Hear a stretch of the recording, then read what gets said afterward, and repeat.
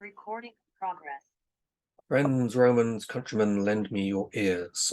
I'm going to do another page one critique, and this time it's going to be one that was sent in back in 2015 by Kareem, I'm going to say Mahfouz. But some general news, there's not a lot of it, but just what I've been up to.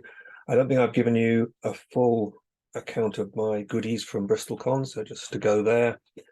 I have shown you A Gamble of Gods by Mitchell Faywood, which has my stamp of approval all over it. I was the beta reader, and that's now out. You can buy your own copy. I was also given by Mihir Wanshu from Fantasy Book Critic this, which is Sons of Darkness by Gaurav Mohanty, which is apparently Indian grimdark. I may have incorrectly said it was Indian Name of the Wind before, but it's Indian grimdark. It looks like a fairly chunky one, and I'm hearing good things about that. And this one was also given to me at BristolCon by Phil Williams, Kept from Cages, and all I know is that it says on the back it's about a band of criminal jazz musicians. So the possibilities are endless. I don't like jazz, but I might like this. And the last one, which arrived after the event, but from a meeting, I had an encounter with the author Ian Waits at BristolCon, and this is a very slim novella, so that's more my style, because I am, as you may know, a very slow reader. And on that front, I have just finished this guy, The Satanic Verses by Salman Rushdie, which is fairly chunky, but it doesn't explain it taking me 3 months to read. I also read another book this year that took me 3 months, so that's 6 months of the year reading 2 books. This one, in my defense, is a very dense literary book. I'm going to just click onto my review and give you an example of some of the text in it. Let me read this one passage and you'll get a flavour for the book. It all boiled down to love, reflected Saladin Kamcha in his den.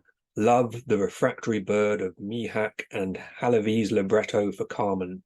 One of the prized specimens, this, in the allegorical aviary he'd assembled in lighter days, and which included among its winged metaphors the sweet of youth, the yellow, more lucky than me, Khayyam, Fitzgerald's adjectiveless bird of time, which has but a little way to fly and lo is on the wing, and the obscene, this last from a letter written by Henry James Sr. to his sons. Every man who has reached his even his intellectual teens begins to suspect that life is no farce, that it is not genteel comedy even, that it flowers and fructifies on the contrary out of the profoundest tragic depths of the essential dearth in which its subject's roots are plunged. The natural inheritance of everyone who is capable of spiritual life is a subdued forest where the wolf howls and the obscene bird of night chatters. That, my friends, is one paragraph in this 800-odd page book, and a lot of it is like that. So that may explain my 3 months. And the book I'm now reading, apart from, as I say, I'm normally monogamous with books. I normally very strictly read one at a time, but I think Ian wanted me to, was keen for me to get on with this, and because it's so slim, I have started this. So I'm sort of chapter 4 of this, I believe. And I'm also reading this 1990s sci-fi, the third in a series. I didn't know there was a third, and I read the other 2 quite a while back. This is pretty grimdark. It looks like quite cartoony here, but there are a lot of grimdark things in it. You know, children having their genitals cut off and being choked to death with them, and all sorts of nastiness. Which is not the reason I'm reading it. I'm reading it because the monster is very imaginatively done, and I liked the previous 2 books. Anyway, onto this critique by Kareem. And I should give some quick background here. This page one. I've known Kareem since this incident, which was the first Grim Gathering in London back in 2015. And there he is at the front, a sprightly young fellow. And here he is now. Nope, that's not him now. This is him now. There you go. So the beard has come on and the hair has got shorter. He did have hair. This, I think, is when he was 15 or so. Yes. So life has taken its toll on all of us. But my point in this chronology, there you go, chronology, is to say that this is actually a fairly solid page one, but obviously all of these authors that I'm reviewing, critiquing from 2015 when they sent these pages in for me to critique,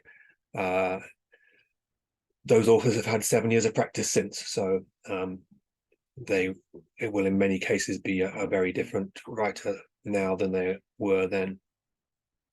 I'm doing this partly to take advantage of the fact my family are on the continent, only me and Kellen here at the moment, and Kellen's in school, so we shouldn't be disturbed, but there is a storm attempting to rage outside, so there's always a possibility of the windows blowing in or some such fun. All my disclaimers, and then me reading it in my traditional, fairly clumsy way. This is page one of a prologue. I don't feel that should matter.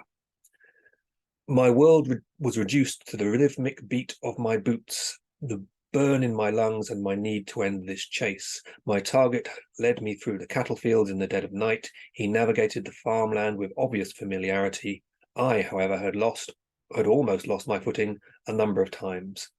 Most people would try to lose me in the bordering woodlands, but then survivors aren't most people. He jumped a low fence and disappeared into a large building. It outlined the night in deeper shade of black.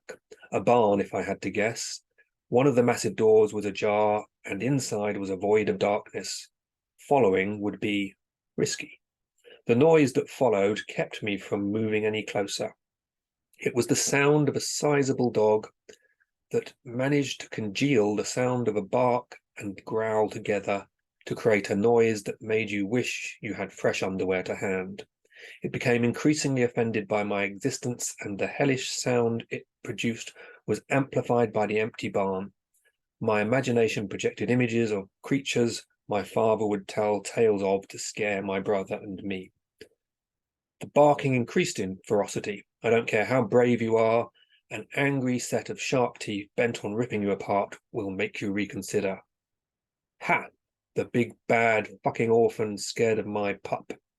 Apparently the dog had given him enough courage to make a stand. This night has one ending, Brant, and if you make me kill that dog because you are too cowardly to face your death, then I'll make sure that you feel every agonizing second of it. Let's find out, orphan. The dog came running. Shit. I considered shoving something in the dog's mouth, but what? Without the luxury of choice, I picked up a stick that would have to do. For a second, I looked for something else, but the dog was now only a few feet away. Fuck it. He leapt for my neck, jaws open and all four legs off the ground. I wedged the stick in his mouth and felt teeth bite into the wood. I kept hold of the stick, hoping it would give the animal the sense that it had hit its mark. It worked. I knew it wouldn't stay there for long before he realized his error. In an instant, I was racked with regret, felt sick with guilt, and resigned myself. I unsheathed my sword. The steel in my hand caught the moon's light before it arced through the air and bit into the dog's neck, severing the spine. The tiniest of yelps, cut short, confirmed the beast had died. My heart ached for the dog, his death a result of unyielding loyalty to someone who had spent his life like spare change. I turned my grief to anger and then aimed it straight at Brant. I ran into the barn, my anger burning all caution away. Once inside, the moon was to my back and I could see nothing within, and all was silent. Brant, I called after him. He had drowned 7 years ago in a fishing wreck up north. He reawakened with the ability to breathe underwater and to set his new talent robbing merchant vessels of their goods. He also had 3 murders under his belt, 4 if you include the dog. When I find you, I'm going to core out your throat like an apple. Then watch the life leak out of your neck, you cowardly waste of life, Brant. I heard him before I felt him fall on me from the rafters. The impact left me prone on the floor. I dropped my sword in the fall, but I'll be damned if I was going to lose him. He was close, I could hear him. So blindly I felt my way around in the dark. I felt some part of him got a kick in the face for my labours. He thought it an adequate enough strike to make his escape and hurry for the barn door. The moon blessed me with enough light to be able to kick his feet from underneath him. Quickly I was back on my feet and hot with anger. So there you have it. Apologies for my numerous stumbles, which are generally speaking not the fault of the writing. I do have slight dyslexia, which can affect the speed of my reading, because I often try and import words from the line below into the line I'm reading, which is not helpful. My father used to call me Marak because that's how I spelled my name when I was a kid. So let's just take this apart with some red ink, shall we? It was good. I mean, there's lots of good things about it. It did a lot of basically everything I recommend. It started with action. It was a focused encounter. So we knew what was going on. We didn't need loads of info dumping to explain the world. There was dialogue. We got his thoughts and feelings and his concerns. So it basically hit every beat of my sort of 101 for page one construction. And these comments are really about the execution of it. But at the top level, it's a really decent first page, and going down into it, there's no sort of terrible things, just things that I can comment on, which I'll now proceed to do. Prologues, just talk about them briefly. When I was younger, I used to skip every prologue I came to, which now that I'm a writer and write some prologues myself, I feel to be a terrible thing to have done. But there are two sorts of prologues, and the prologues I used to skip are in one group, and that group is the sort of world building prologue, where the writer tends to feel that very different rules apply to writing a prologue, and you can just do a big info dump and you don't have to make it interesting or particularly readable. This is like your pre-study, and they can be very dry and quite dull, and often if you skip them you really don't lose anything. So but then there's the other sort of prologue, whose existence is primarily because the fact that they're not a chapter one is because they may be from the point of view of somebody that you never meet again, or that you meet again much later in the story, or they are from an entirely different time period, and the use of the prologue title is just to somehow alert the reader to the fact that this is in some sense separated from the main text, and therefore when they get to chapter one, don't expect it to immediately follow on from what happened in the prologue. Okay, so this first line, it's a decent first line, because it's reasonably written, and you've got immediately you see what's going on. It's a chase. I've highlighted the mise. There's lots of mise there, and it's a thing that goes on throughout this first page. There's quite a lot of repetition of words. I don't highlight all of them in this takedown, but I highlight some of them, and this one was a particularly 5 mise in a row. You can restructure to avoid this sort of thing. You can I've suggested there, my world was reduced to the rhythmic beat of my boots, to burning lungs, and the need to end this chase. Maybe and to the need to end this chase. But then that takes you from 5 mise to 2. And you could probably do better with a bit more thought. Though 2 mise isn't my, that's fine. He navigated the farmland with obvious familiarity. The opening of this is good in that it is focused on a small thing, and it slowly widens out the horizon, encompassing more of the setting and surroundings. So that's all good. But sometimes it becomes a bit wordy and mechanical and over explanatory. And here We find out later that he knows the name of the guy he's chasing, and he knows that this is Brant's farm, and you could just give us all of that in one short line. Brant could navigate his own farm as easily by night as by day, something like that, and then you don't need this explanation that sort of grows. Growing the frame is great, but in this case, this particular part of that could just be given to us in one short line. I think that would be fine. I, however, had lost my footing a number of times. This is delivered in a sort of, well, it's obviously first person, but it's also narrated, and it's obviously conversational, but there are times to be conversational about things and times to try and put you in the event, make it immediate, and you can bring that immediacy by the way you choose your words. And so what Karim has here, I had almost lost my footing a number of times. That's reporting what happened.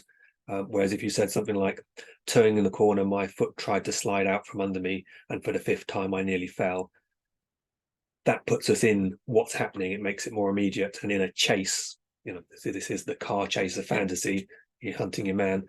I think you want that pace and that immediacy, rather than to step back every now and again and make these conversational observations, which are absolutely fine, and I do it myself, but maybe not in an action scene, maybe not right here. And you can see some of that repetition, lost and lose. He jumped a low fence and disappeared into a large building. It outlined the night in deeper shade of black. A barn, if I had to guess. One of the massive doors was ajar.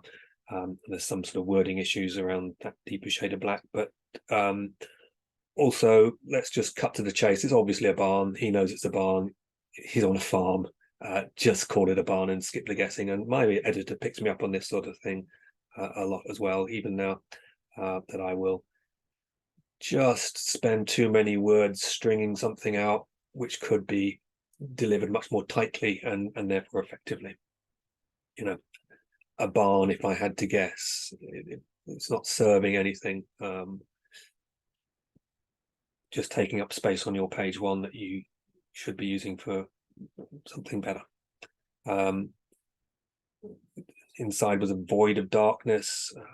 It's a bit overkill. Let's just call it dark. It was dark inside. I mean, I'm all for poetic or more powerful language, but just the inside of a barn. And then we've got this repetition of noise and sound, and we're talking about this dog that's waiting in there. The business with the fresh underwear might be a bit anachronistic, because in many sort of fantasy societies, probably changing your underwear regularly wasn't a thing you would need to think about just because you didn't have the opportunity or expectation. But I do like the line because it gives character. It gives this person a sense of humor. He's in the first person. He needs to have a voice, and I'm all there for that, for him having a voice. So it's possible it could be a different thing that gave us that voice and that sense of humor, but I'm thinking that's a good thing to have in there. We don't want this I to be some generic bland person. We want him to be someone with opinions and character, and this is a step towards that. The use of the word congeal for joining that bark and that growl together, that's not one I would use. Combine is a simple word, and I suggest a few others there. And then there's it became increasingly offended by my existence, the hellish sound of it, amplified by the empty barn. This again feels too overkill. There's something, there's a dog barking, and he's not there for long. Like, he's just turned up, so this increasingly doesn't feel reasonable. He hasn't seen inside the barn, so how does he know it's empty? The whole line just feels like it could be lost, could be cut out for me. If you underscoring the fear, the fact that there's this dark space and there's a savage animal in there, that's great. And I've suggested there that the sort of guttural howl that reminds you who's the predator and who's the prey, that sort of thing. and he goes on now to talk about the stories his father used to tell, and how an angry set of teeth will make any brave man fear. And that's great. All of that's great. It's good to make it personal. All of, especially with a first person, but any character point of view, you want to make it personal. You want to make the dangers seem real. I think maybe you could do an even better job by not stepping back and conversationally talking about tales his father told and his brother, which is a spare piece of information we don't need right now, and just make it really personal. Have a direct memory of, the rolling eyes and the white teeth and the slobber and the ferocity of a dog. Everyone has some childhood memory of some animal that scared them, and maybe the teeth closing on you, and the understanding this isn't like a play, this is going to bite as hard as it can. So yeah, more of that. Make it even more personal, make it specific. Don't step back and conversationally describe it. Make us remember our fear of a wild, angry animal, and put us there, and then we're really hooked into the thing, and we've got skin in the game, so to speak. So there's quite a lot of talk about this dog. Let's give it a name. That again makes it more personal. If it's got a name, it becomes it has more character, and helps us think about our dogs maybe who have names. Just this generic dog is a bit of a lost opportunity to get us deeper into the thing, I guess. All of this next bit about the stick is all a bit wordy, and slows things down. The speed with which a dog shoots out of the dark at you. Let's not be talking about the luxury of choice and looking around for a second thing. Grabbed the stick, shoved it in its mouth. Let's have the speed of the description and the action on his part match the speed of the event, and make it feel like it's a fast thing. And yes, it's character building to show how much he cares about dogs, and specifically the killing of this one. But this is happening fast, so to in the middle of it be racked with guilt and regret feels, a bit like those comic fights where Superman's punching so and so, and in the middle of being punched before hitting the wall, he manages to think 4 paragraphs of something about, or to say 4 paragraphs of something. It doesn't quite work here. I think the regret should come, in the moments, the empty minute after the dog's dead, before he goes into the barn. Put it there, it makes more sense. And the dog is an it, and sometimes a he. Sometimes, so if you had a name, we could use the name, but otherwise maybe choose an it and stick with an it. There's some variability about quite how dark this place is, because he's seeing sticks on the ground, and yet the whole barn is just a slightly blacker bit of the sky as when we first came. And the sword comes out of nowhere. We maybe should have heard about the sword earlier. Maybe and the sword, if you've got a sword on you, then maybe that's the thing you should shove in the dog's mouth, not pointy end but sideways. That would be a good solution there. Talk about the dog being having its head chopped off or spine severed. Seems some redundancy here. It says bit into the dog's neck, severing the spine. There you go. It's dead. We know it's dead. Spent another line telling us about confirming it's dead. You just told us you chopped its spine with a sword. It's dead. So let's cut that and spend that line doing something better. And just talking about, if you want to make this fight more real, maybe have the dog slam him onto the ground, and there being that panic moment of wrestling, that slobber, the hot breath, bring in more sensations, more senses.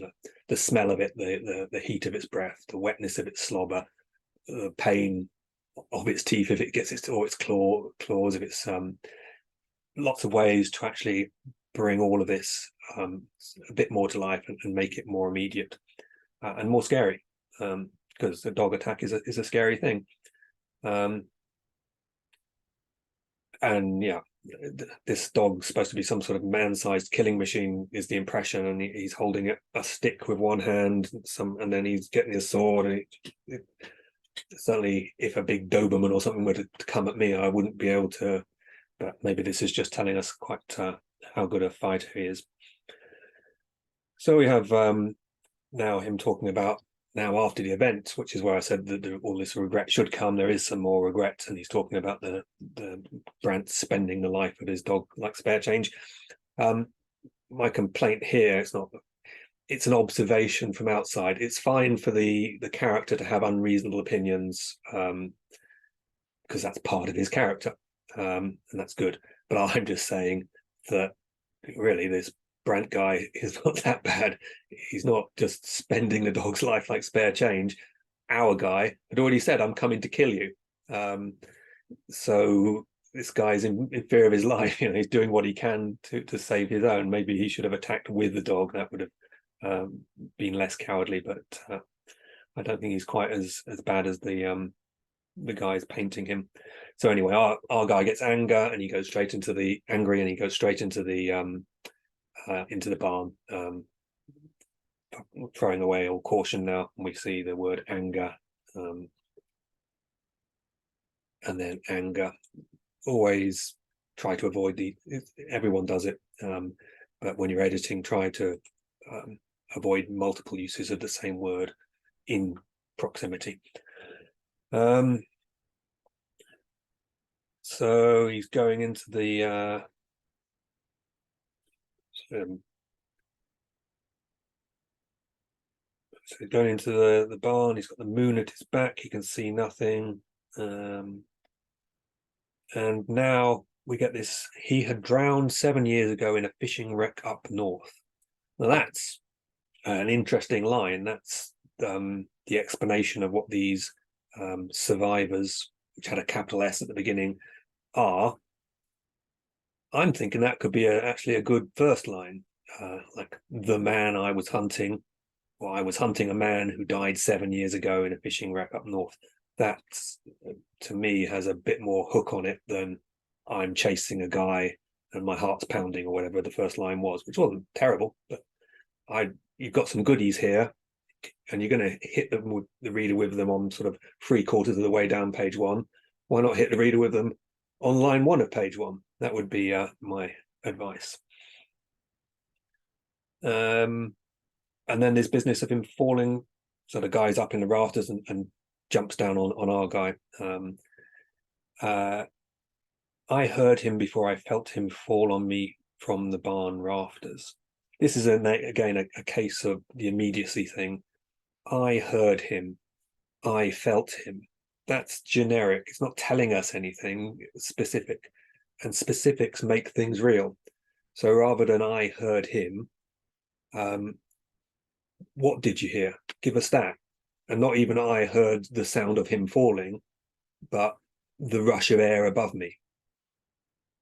So you just bypass the whole hearing things and describe the noise, and skip the whole feeling things, even with specifics, which he doesn't have here, and describe the thing that's felt, the thump as he hit me.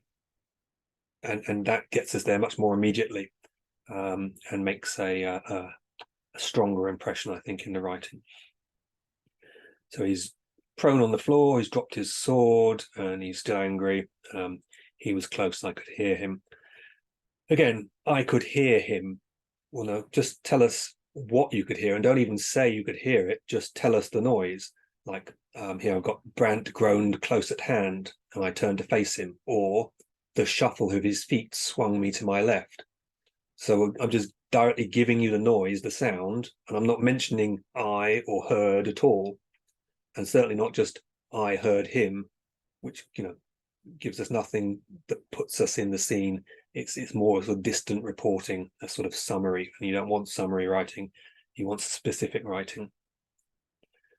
And then this last bit, there's a bunch of kicking, and the feet are mentioned a few times as well, so I just highlighted those for repetition. And and that's the end of it. And I put a lot of red ink, but it's actually a very solid first page. As I said, it does all of the things that I sort of advise in my 101 page one, and it does them pretty well. And I've just gone through it and said, in specific instances, how I would personally think they could be improved to do even better. So thanks to Kareem for sending that in. I believe he said that it was a useful exercise to him, and obviously he spent 7 years doing a lot of writing since, and is I think he's got an agent and has written some books, and good luck to him. I hope to see him on the shelves in the near future. I'm going to hunt for that button that stops this whole process, and I'll say